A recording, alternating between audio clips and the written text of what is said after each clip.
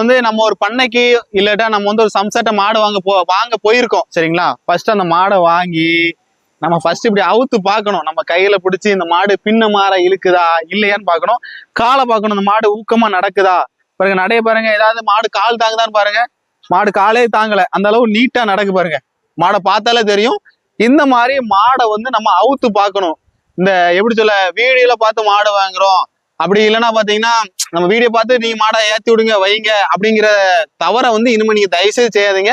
எப்போதுமே மாடை வந்து இப்படி பார்த்து அவுத்து பார்த்துட்டு இந்த பாருங்க அந்த மாடு எவ்வளவு ஊக்கமா நடக்கு பாருங்க. அந்த நடையிலே தெரியும் மாடு வந்து ஊக்கமா நடக்கா இல்லையா. அந்த வால் சரமா பார்ப்பாங்க. அதே மாதிரி ஒரு சிலர் சுழி பார்ப்பாங்க. சுழி வந்து பெரும்பாலும் பால் மாட்டுல நிறைய பேர் பாக்குறது இல்லை.